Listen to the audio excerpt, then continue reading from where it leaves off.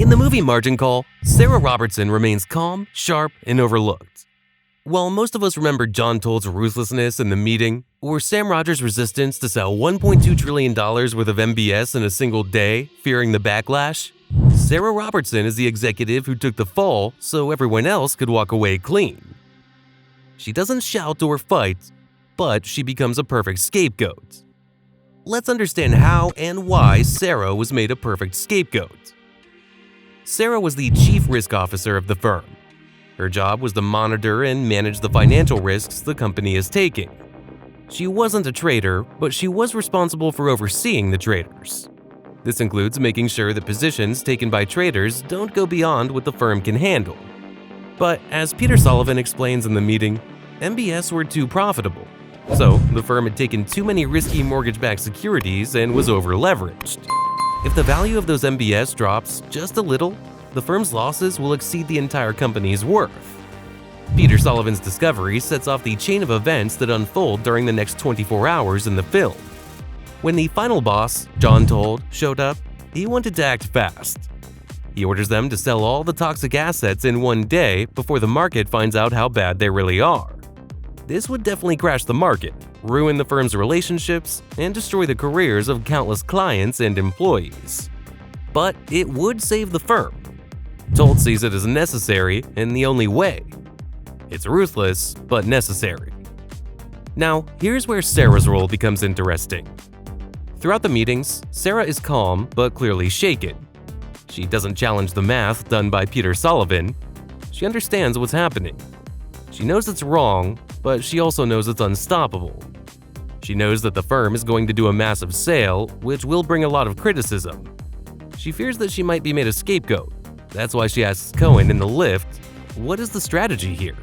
And threatens Cohen that if she is made a scapegoat, then she might reveal everything. So again, what's the strategy here? Well, I'm just not sure there's much more to do on this. It's very simple. Don't even think about fucking me on this. Because if we're going down, and you damn well know it'll be together. What really seals her fate is what happens after the plan is set. Told starts looking for someone to blame, because someone has to take the fall. The board, the media, and the regulators will all want the name. He chose Sarah Robertson because she was in charge of risk. On paper, she should have seen it coming. Even if the traders made the risky moves, it was Sarah's department that was supposed to monitor them.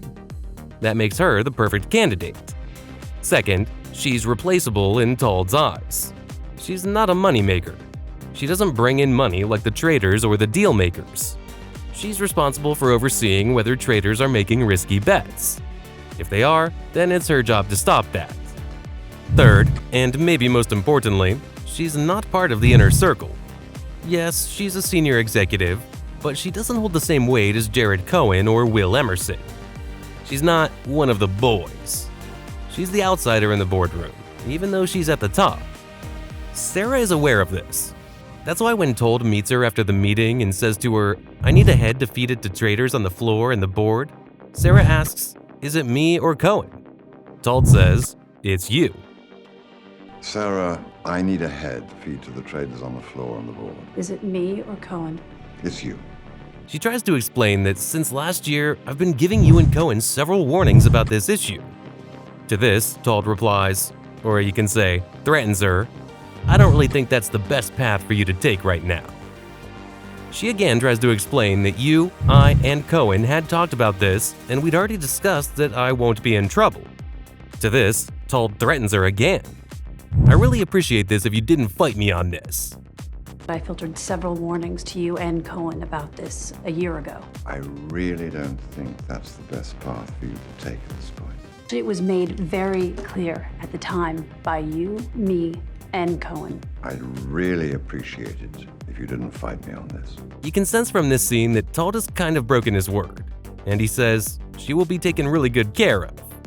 You're going to be well taken care of here. So Sarah gets paid well for taking the blame for everyone. Sarah doesn't fight Told's decision. She simply takes it. She understands that this is how the system works. She knows pushing back would make no difference. Once the higher-ups decide you're the fall person, you become the fall person. Resisting only makes it worse. This is something that happens often in the real world. When things go wrong in big companies, especially in finance, the people at the top rarely take responsibility. Instead, someone in the middle gets picked. They are blamed for a complex failure that involved many people. Their resignation or firing becomes the public solution, even though it solves nothing. Sarah Robertson is that person. In Margin Call, she's the symbol of quiet powerlessness. She has a title, an office, and authority, but none of it protects her when the storm comes. What's even more disturbing is that everyone at the top knows that she had done her job and raised multiple warnings about the risk of MBS. Sam, Jared, and even Told know. But when she gave warnings, the top management did not care, as before the 2008 crisis, MBS were very profitable and used to make a lot of money for these investment banks. So as long as the firm was making money, Told and Cohen did not care about the warnings given by her. As I mentioned earlier, she didn't bring the money, so the firm prioritized retaining traders and their bosses. The traders brought the real money to these firms with their profits. On the other hand, Sarah was easily replaceable. Had Sarah been a trader or brought significant profits to the firm, they would have chosen someone else as a scapegoat. Sarah Robertson's story in Margin Call is one of the most important parts of the movie. She represents all the people in powerful systems who get crushed by the very thing they served. Not because they were guilty, but because someone had to pay. In the world of high finance, being right isn't always enough. Also, being moral won't save you. And when people at the top need someone to blame, they pick the one who won't fight back. Sarah Robertson was the perfect example of that.